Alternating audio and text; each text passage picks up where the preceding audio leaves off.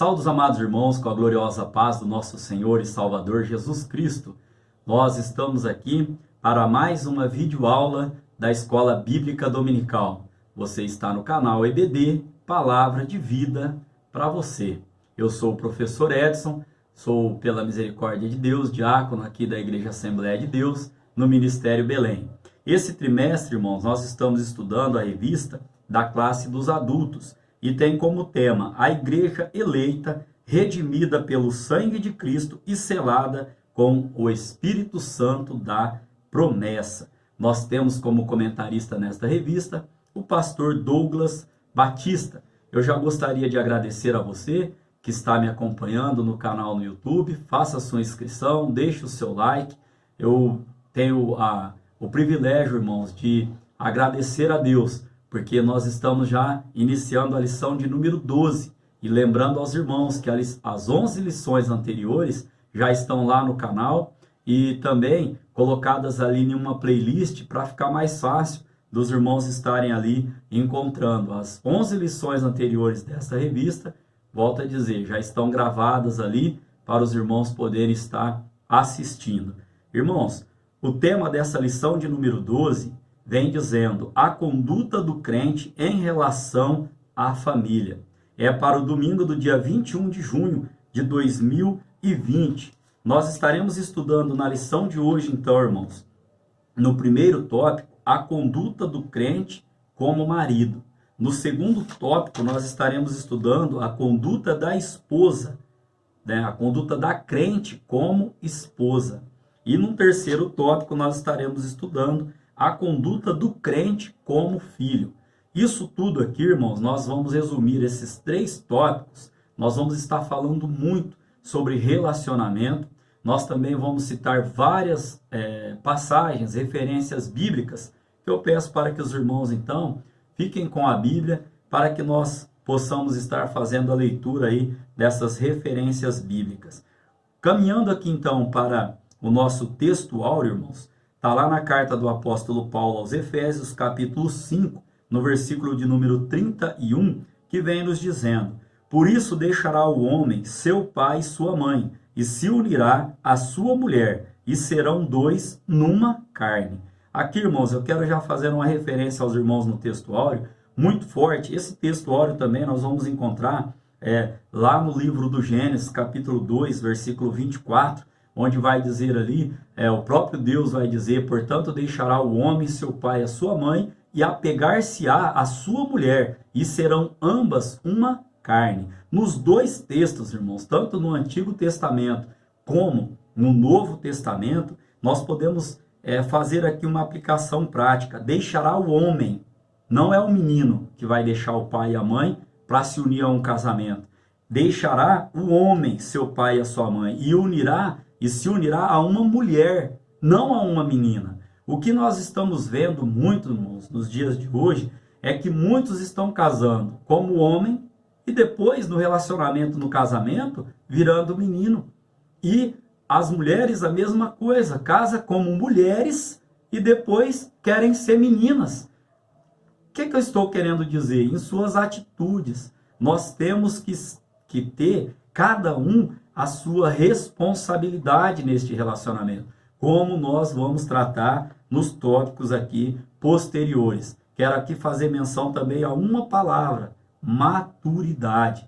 Temos que desenvolver maturidade para conseguirmos, através do Espírito Santo de Deus, da ajuda do Espírito Santo de Deus, de Jesus Cristo, continuarmos no nosso relacionamento, no nosso casamento, como uma instituição sagrada e santa pela parte do nosso Deus. Caminhando para a verdade prática, irmãos, vem dizendo: Deus estabeleceu o casamento, primeiro, monogâmico; segundo, heterossexual; terceiro, indissolúvel. Isto é a instituição da família para a glória do nome de Deus, para a glória do nome dele. Irmãos, casamento monogâmico, uma só esposa. Casamento heterossexual, macho e fêmea os fez. E também indissolúvel, ou seja, nós veremos nos tópicos seguintes que aquilo que Deus uniu, o homem não separa. Amém, irmãos? Caminhando aqui então, nós temos na leitura bíblica em classe, que se encontra em Efésios capítulo 5, do versículo 21 ao versículo 33. E também no capítulo 6, do versículo 1 ao versículo de número 4. Nós estaremos fazendo menção da leitura bíblica durante o decorrer aqui dos tópicos que nós iremos estudar na lição de hoje. Temos como objetivo geral mostrar que o relacionamento harmonioso está incluído no projeto divino para a família cristã. Olha a palavra relacionamento já aparecendo aqui. O tópico, irmão, central, o ponto central da nossa lição de hoje é que o relacionamento familiar é um projeto divino. De novo, nós falamos essa palavra relacionamento. Caminhando então aqui, irmãos, para a nossa parte introdutória, a família é a principal instituição planejada por Deus. O relacionamento, terceira vez que nós citamos essa palavra, relacionamento familiar é um projeto divino que tem a responsabilidade de glorificar a Deus e transmitir à sociedade o padrão moral e espiritual da família, fundamentado na palavra de Deus. Então, irmãos, o relacionamento, quarta vez que nós citamos esta palavra, familiar, é um projeto divino que pressupõe o matrimônio monogâmico, heterossexual e indissolúvel. Lá em Mateus capítulo 19, do versículo 4 ao 6, nós já podemos embasar a nossa parte introdutória aqui. Mateus capítulo de número 19, do versículo 4 ao versículo de número 6, a palavra do Senhor vem nos dizendo: Ele, porém, respondendo, disse-lhes: Não tendes lido que aquele que os fez no princípio, macho e fêmea, os fez? Verso 5. E disse: Portanto, deixará o homem pai e mãe, e se unirá à sua mulher, e serão dois numa só carne? Verso 6. Assim, não são mais dois, mas uma só carne. Portanto, o que Deus ajuntou, não o separe o homem. O próprio Jesus Cristo vem nos trazendo esse texto. Nós já lemos essa referência em Gênesis, quando Deus fala. Nós já lemos esta referência no texto áureo, o apóstolo Paulo falando, e o próprio Jesus Cristo agora em Mateus capítulo 19, também frisando. No modelo divino, os membros da família são iguais, porém cada um desempenha papéis diferentes. Nós tivemos uma lição anterior, quando o apóstolo Paulo fala de um edifício bem ajustado.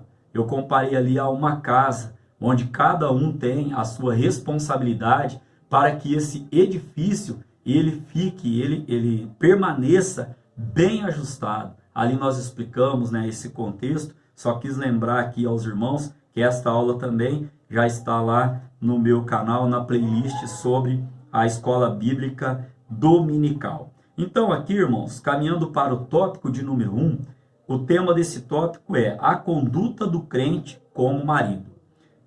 Paulo enaltece o matrimônio e o eleva ao mais alto patamar ao comparar o marido a Cristo e a esposa à igreja. Vamos entender então aqui o que os subtópicos deste tópico têm para nós. Primeiro subtópico: o papel do marido como líder na família, ou líder da família. Lembrando aos irmãos que uma das características principais de um líder é o poder de influenciar, Nós temos aí várias características. Uma outra que a gente pode citar é o líder ali diagnosticar a sua equipe, no caso aqui a sua família, conhecer, irmãos. Nós vamos adentrar um pouco mais aos tópicos seguintes, Na síntese desse tópico eu quero dar uma palavrinha sobre esse conhecer. Por enquanto aqui, irmãos, olha, Deus é a cabeça de Cristo. Olha como funciona a hierarquia dentro da palavra do Senhor.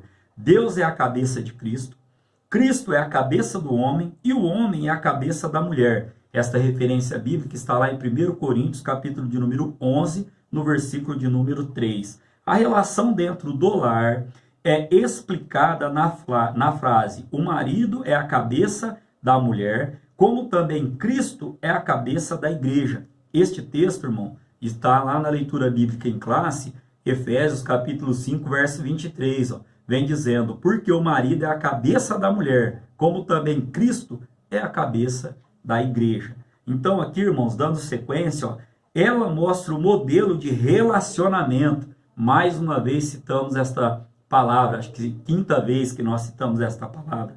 Relacionamento, ela mostra o modelo de relacionamento do casamento cristão. E aqui, irmãos, qual é o intuito absoluto? É o bem-estar dentro do lar, o bem-estar da família dentro do lar. Olha só, o modelo de família como um sistema opressor do homem contra a mulher, isso é tratado, irmãos, ali pelo que o mundo pensa, pelas pessoas neomarxistas. Elas dizem que este conceito bíblico aqui é um sistema opressor, dizer que o homem é o cabeça. Nós estamos aqui, irmãos, embasados na palavra do Senhor. Eu sempre gosto de dizer, a Bíblia é para quem está fora ou para quem está dentro? A Bíblia, irmãos, é para quem está dentro, é o manual de conduta, de fé e conduta do crente. Para quem está fora, para quem ainda está chegando, Jesus te ama, Jesus transforma a sua vida, Jesus cura, Jesus batiza e breve ele voltará para buscar a sua igreja. Então aqui nesse contexto aqui, irmãos, olha o que nós podemos dizer. O modelo cristão está fundado no amor e no respeito mútuo. Esta referência nós encontramos no Evangelho de Jesus Cristo, segundo escreveu João, capítulo de número 13, versos 34 e 35, onde João ali, ele vai falar, vamos até conferir essa referência bíblica, João, capítulo de número 13, João, capítulo 13, verso de número 34 e 35, para nós estarmos embasando este pensamento.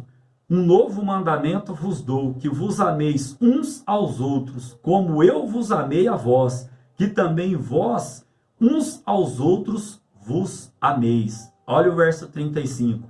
Nisto todos conhecerão que sois meus discípulos, se vos amardes uns aos outros. Então a palavra do Senhor não está aqui pautada quando nós aprendemos que o homem é o cabeça do lar, que o homem aqui é o líder da família. Não é um ato de machismo, não é um ato de autoritarismo. Nós vamos estar vendo no decorrer dos tópicos aqui. Isso, irmãos, Cristo vem nos ensinando que o amor de Cristo, ele não foi um amor opressor. E já trazendo o segundo subtópico, olha o tema, o amor como elemento primordial. O marido, além de liderar, deve também amar a sua esposa, assim como Cristo amou a igreja. Nós temos esse embasamento aqui em Efésios capítulo 5, no versículo de número 25.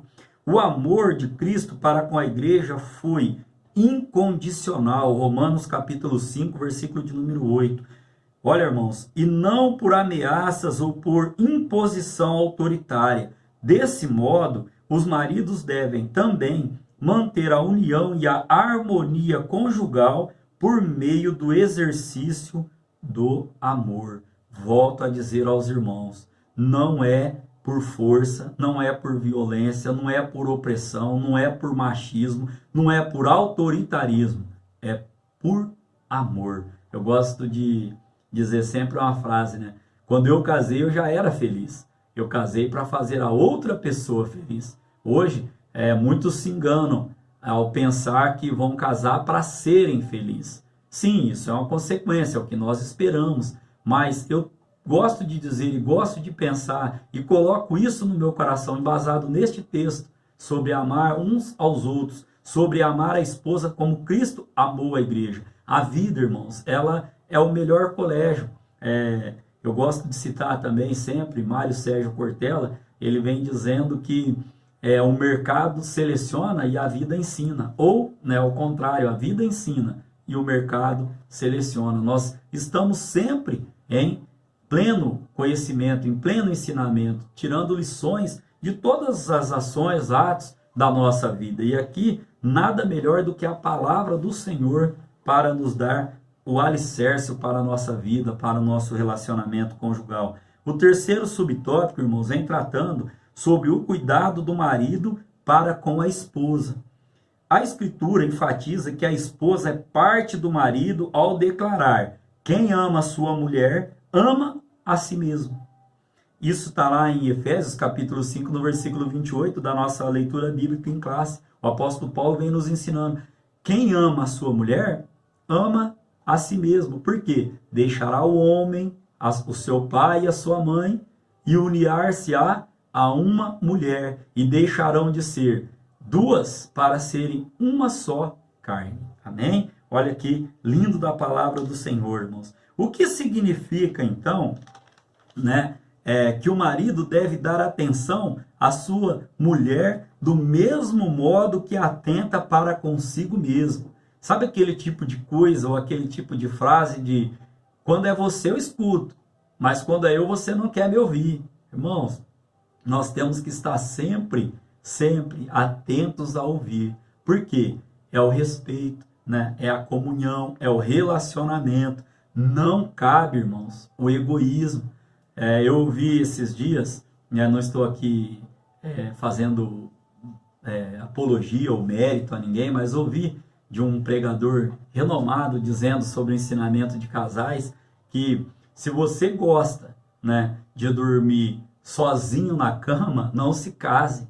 Se você não gosta de dormir de conchinha, não se case. Se você não gosta de dormir com uma perna sobre a sua perna, não se case. Fique sozinho. E o apóstolo Paulo vem ensinar: bom seria que todos os homens fossem como eu, porém, melhor que se casem do que fiquem se abrasando. A palavra do Senhor nos ensina esse contexto. Então, irmãos, não cabe egoísmo. Isso implica proteger a esposa e prover-lhe uma vida digna. Essas ações de cuidado não se limitam apenas às provisões materiais, mas igualmente ao afeto, à consideração e à honra.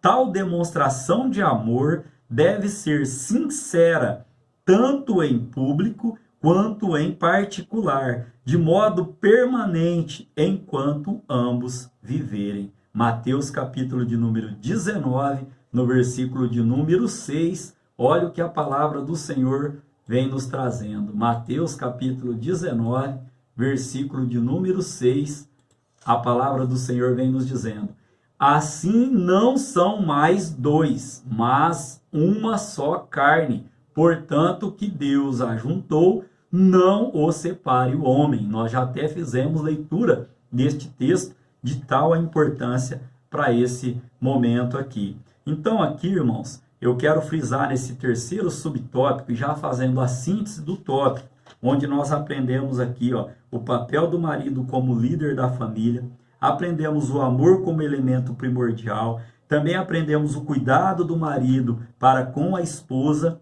Eu quero frisar na síntese desse primeiro tópico, irmãos, não pode ser apenas, irmãos, de palavras. Ó. Tal demonstração de amor deve ser sincera, tanto em público quanto em particular. Me lembro agora também de um ensinamento que tive, onde o pastor ele disse assim, que não sei se foi testemunho ou se foi ali só um exemplo que ele citou, mas fato é que ele falou para nós ali que uma irmã chegou para o pastor e falou: olha, pastor, eu vou trazer a minha mudança aqui para dentro da igreja. Aí o pastor perguntou para ela: ué, minha irmã, mas por quê? O que está acontecendo? Ela: não, porque aqui na igreja o meu marido é um e lá em casa ele é outro. E esse contexto aqui se encaixa, irmãos, nesse exemplo que eu aprendi em um ensinamento com o meu pastor. Ele falou ali: irmãos, o que nós somos aqui na igreja, nós temos que ser em casa. Né? Esse ser sincero é sem cera, é sem máscara, apesar que hoje a gente vive uma pandemia que a máscara passou ali a fazer parte do nosso cotidiano. Aqui no estado de São Paulo é até lei, tá usando, mas se tem algo que a gente aprende sobre máscara, irmão, é o seguinte: você vai usando, o elástico ele vai relaxando, a lateral da máscara ela vai ficando folgada e daqui a pouco não tem jeito, você tem que tirar a máscara. Nem que for no caso da pandemia para colocar outra.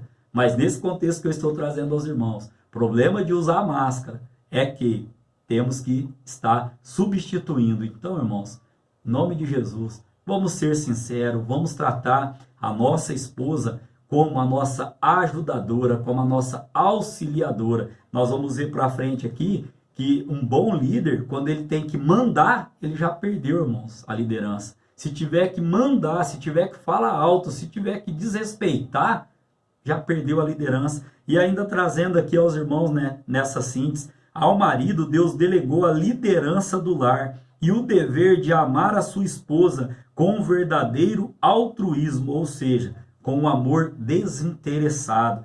Lembrando aos irmãos, né, que eu gosto de dizer que essa palavrinha lar, ela tem um significado, cada letra. Lar, lugar de amor e respeito. Amém, irmãos? Caminhando então aqui para o nosso tópico de número 2, se no primeiro tópico nós falamos como que deve ser o crente, né, como marido, agora nós vamos falar no tópico de número 2, a conduta da crente como esposa. Então aqui, irmãos, ó, de acordo com a analogia paulina, a mulher casada é comparada à igreja de Cristo. Nós podemos ver essa referência em Efésios capítulo 5, no versículo 24 da nossa leitura bíblica em classe. Veremos, ó, a conduta, né, requerida da esposa cristã. Este tópico aqui, ele também tem os seus subtópicos. Caminhando então para o primeiro subtópico, o conceito de submissão cristã.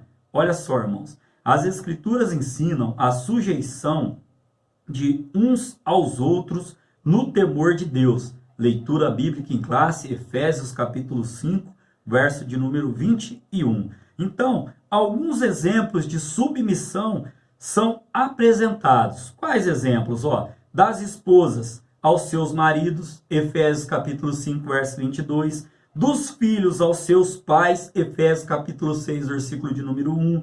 Dos servos aos seus senhores, Efésios capítulo 6, no versículo de número 5. Então aqui, irmãos, vários exemplos a Bíblia nos traz do que é essa submissão. Vamos entender esse conceito de submissão. Ó. Aqui não se trata de uma sujeição irracional ao domínio de alguém, mas voluntária e de grata aceitação do amor e cuidado do marido. Nada há de depreciativo, irmãos, nessa conduta. Retrata o alto nível de relacionamento, de novo a palavra relacionamento, entre Cristo e a sua amada igreja.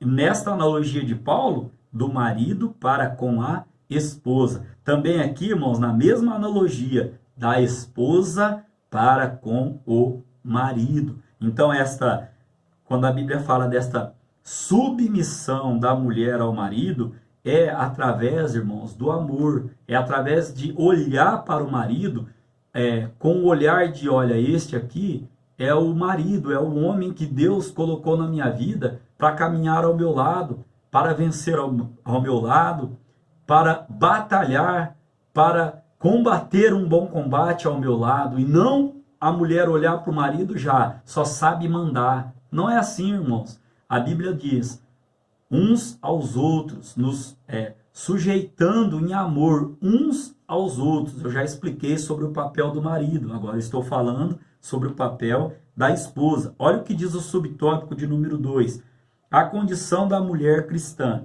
Aqui, irmãos, eu quero enfatizar, ó, que no Evangelho de Cristo, as mulheres alçaram posição de dignidade igual aos homens. Vamos ler lá Gálatas, capítulo de número 3, no versículo de número 28.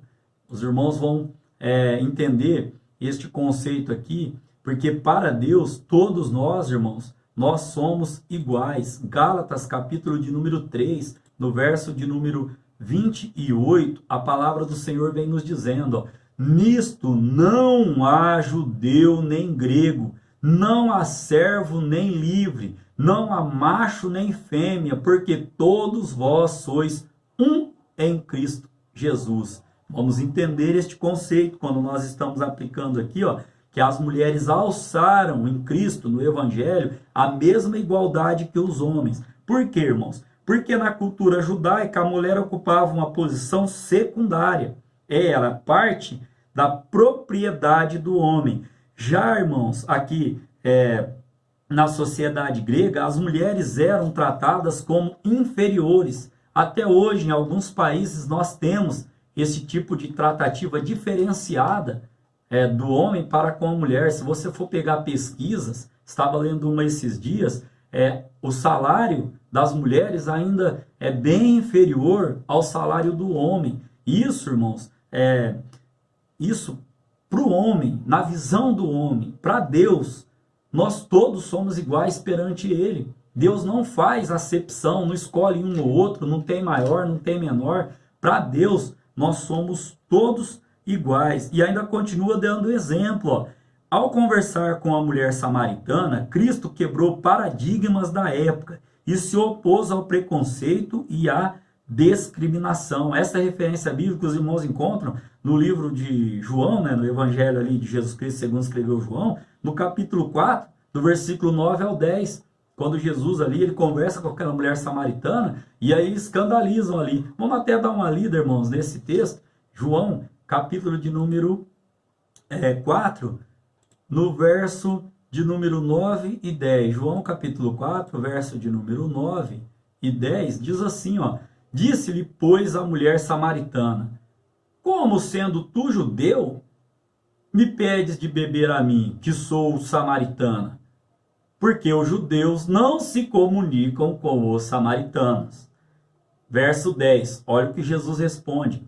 Jesus respondeu e disse-lhe, se tu conheceras o dom de Deus, e quem é que te diz, dá-me de beber, tu pedirias, e ele te daria água viva. Eu sinto a presença do Senhor aqui, irmãos, quando eu estou aqui lecionando a aula aos irmãos. É inexplicável a glória, poder do Espírito Santo. Se essa mulher soubesse, se o mundo hoje soubesse, se os casais, se os filhos, se os maridos, se as esposas soubessem quem está pedindo água, Olha o que Jesus vem explicando aqui. Dá-me de beber, tu pedirias, e ele te daria água viva.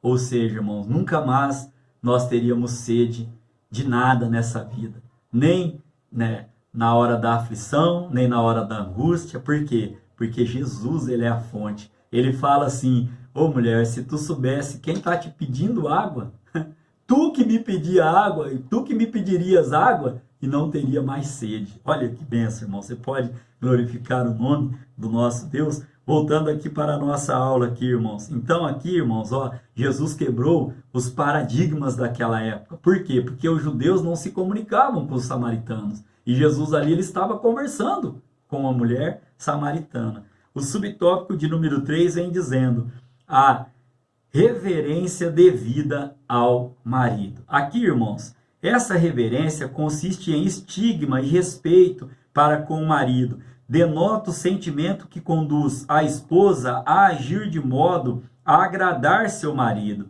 Essa postura é demonstrada quando ela o apoia e o ajuda em sua tarefa de liderar. Oh, bênção, oh, glória! O que significa isso? Significa que a esposa participa das decisões em família, porém não procede como opositora, nem desautoriza a autoridade de seu marido. Amém, irmãos? Aqui, então, vamos entender. Ajuda a liderar. Primeiro, para ajudar a liderar, o marido tem que dar espaço para a mulher poder ajudá-lo. Se você for um líder centralizador, você não conseguirá. A gente tem a oportunidade de lecionar algumas matérias para gestão, para liderança, irmãos.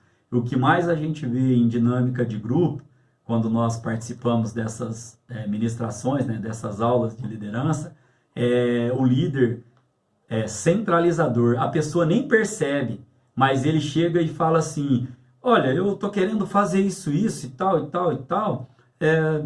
O que você acha dessa ideia? Aí você fala para ele a ideia, no caso aqui, a esposa fala a ideia, ele fala, então, mas eu acho melhor fazer do jeito que eu estava pensando. Centralizador. Quando a palavra do Senhor vem nos ensinando, que a mulher, irmãos, ela é a nossa ajudadora.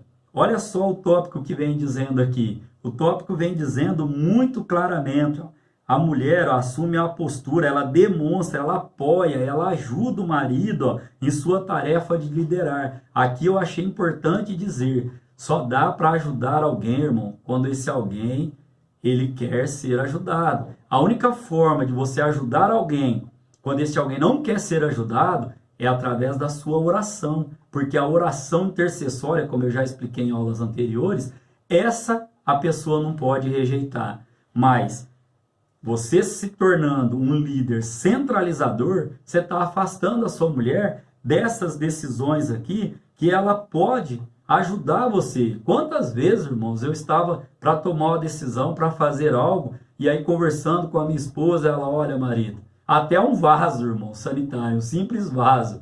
Ela falou, olha, marido, eu acho que essa não é a hora, não. E aí a gente saiu ali do depósito, eu saí ali meio conchabido, né, tal. Falei, não é que ela tem razão, vou deixar quieto esse negócio e um momento mais para frente aí a gente está comprando. Então, só estou citando esse exemplo, irmãos, porque por outro lado também, pensa você ter uma mulher que não te apoia em nada, pensa você ter uma mulher opositora. A Bíblia vai dizer que a mulher rixosa, ela é igual goteira em dia de tempestade. Abre uma torneira, irmãos, e deixa ela gotejando, que seja na pia ou dentro de um balde, para você ver se esse barulhinho, ele não entra dentro do seu cérebro e não começa ali. Só Cristo para ter misericórdia. Então aqui, irmãos, é a mesma condição. Outro ponto que eu gostaria de trazer aqui às esposas. Ó, não ser opositora e nem desautorizar a autoridade do vosso marido. Irmãos, coisa triste é você estar ali numa reunião e aí você fala uma coisa, né? E a mulher ali, ela vai e te retruca e fica aquele clima, as pessoas não sabem o que falam, o que fazem. E eu gostaria aqui, então, irmãos, de dizer tanto a esposa, olha, espera o melhor momento, né? Espera o marido chegar em casa, esfriar a cabeça, descansar. E eu mesmo se aplica também ao marido. Vamos lá lembrar Provérbios capítulo 15, verso de número 1, onde a palavra do Senhor diz, eu gosto desse texto, irmãos, vamos até consultá-lo de novo, para não trocar ali o que a palavra vem nos dizendo. Provérbios capítulo de número 15, Provérbios capítulo 15, versículo de número 1. A resposta branda desvia o furor, mas a palavra dura suscita a ira. Às vezes, a esposa nem merecia ouvir o que você falou, ou você não merecia ouvir o que foi falado, ou você não queria falar, mas por estar ali, numa situação ali, no meio de muita gente ali, por causa dessa desautorização do que você falou, você acaba ali se irando. Olha, a palavra de Deus vem nos ensinando, a palavra dura vai suscitar a ira, né? Então, que nós possamos ter esse conhecimento da parte do nosso Deus, tanto o marido quanto a esposa, irmãos. Agora aqui eu quero também entrar aqui na síntese desse segundo tópico, onde nós aprendemos aqui, ó, o conceito de submissão cristã, aprendemos também a conduta da mulher cristã, aprendemos aqui também, ó, a reverência devida ao marido, a síntese desse tópico, irmãos. Deus toca o meu coração, até anotei aqui para dizer aos irmãos enquanto eu estava estudando a revista. Tanto o marido quanto a esposa precisam saber o que cada um está fazendo. Por quê, irmãos? É muito comum nós ouvirmos de pastores que saem para aconselhar casais que estão em crise, infelizmente, e aí, ali mesmo na hora, irmãos, eu participei de alguns dessas visitas, você vê que o marido não dá espaço para a mulher falar, a mulher não dá espaço para o marido falar, e sabiamente o pastor fala, ó, agora ela fala, você escuta. Agora você fala, ela escuta. Eu mesmo, irmão, já contando aos irmãos, passei por esta situação, Deus teve misericórdia da minha vida, e hoje eu sei que muitas coisas que Deus me fez passar ali, talvez por escolhas e atitudes minhas, hoje eu uso, né, hoje vem ao meu coração para te dizer que o melhor caminho é você parar, você ouvir, veja o que a sua esposa está fazendo, faça ela perceber o que você está fazendo. E aqui, irmãos, ó, a esposa, né, a esposa, Deus delegou a tarefa de respeitar a autoridade do lar conferida ao seu marido. Lembrando aos irmãos, lar, lugar de amor e respeito.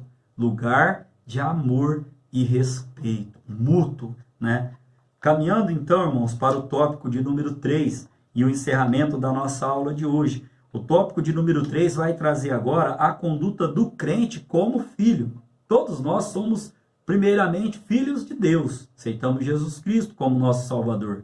E também somos filhos. E como que o filho tem que agir dentro de casa? Como que o pai tem que agir com os filhos dentro de casa? É o que nós vamos estar estudando agora neste tópico de número 3, que também traz os seus subtópicos. O primeiro, a responsabilidade dos pais. Os pais devem criar seus filhos na doutrina e admoestação do Senhor. Olha o que diz Efésios capítulo 6, no versículo de número 4, que está lá na nossa leitura bíblica em classe. E vós, pais, não provoqueis a ira dos vossos filhos, mas criai-os na doutrina e admoestação do Senhor. Isto significa o quê? Vamos ver o que significa doutrina e admoestação. Doutrina significa, ou disciplina, significa orientação ao treinamento para o desenvolvimento do caráter e pronta obediência das normas, né? Já a palavra admoestação, né, ela quer dizer instrução ou advertência que faculta a distinção entre o mal e o bem. Então vamos entender. Cabe aos pais estabelecer os parâmetros de conduta e reagir contra a desobediência de seus filhos. Os critérios desta educação estão pautados na palavra de Deus, conforme nós podemos conferir em Provérbios, capítulo de número 22. Provérbios, capítulo de número 22, no versículo de número 6. Olha o que vem dizendo o texto, irmãos. Educa a criança no caminho que deve andar, e até que quando envelhecer, não se desviará dele. Eu sou prova viva disso. Meu pai me educou nos caminhos do Senhor. Por um tempo eu andei afastado, por muito tempo andei afastado, mas eu nunca, irmãos, esqueci a semente que foi plantada. Ou seja, quando eu envelheci, eu lembrei dos caminhos do Senhor, ó. E quando envelhecer, não se desviará deles. Você pode até se desviar no físico, mas no coração, na mente, você vai ter aquela semente plantada. Amém, irmãos? Então aqui, ó, os pais não devem abusar da autoridade recebida, pois eles devem educar com brandura e amor, né? Caminhando então aqui para o subtópico de número 2, a conduta requerida dos filhos. Vós, filhos, sedes obedientes aos vossos pais. Está lá em Efésios capítulo 6, no versículo de número 1, da nossa leitura bíblica em classe. Vós, filhos, sede obediente a vossos pais no Senhor, porque isto é justo. E a revista continua nos dizendo, ó, para ratificar este ensino, o apóstolo cita o 5º mandamento, honra o teu pai e a tua mãe. Isso está em Efésios capítulo 6, no verso 2, também em Êxodo capítulo 20, no verso de número 12. Aqui, irmãos, ó, obedecer significa cumprir o que é ordenado, e honrar envolve amor, respeito e até mesmo sustento em caso de necessidade. A obediência e a honra é um dever para toda a vida. O filho obedecer o pai e honrar o seu pai é um dever para toda a vida. Eu sei que pode ter alguém me ouvindo agora dizendo, você não conhece o meu pai, você não conhece o pai que eu tive. Eu não conheço mesmo, mas Deus conhece. Eu ouvi um testemunho de uma irmã que por muitos anos, irmãos, ela ficou de cara virada, foi o termo que ela usou, com o pai dela. E o Espírito Santo de Deus me toca a lembrar dessa situação.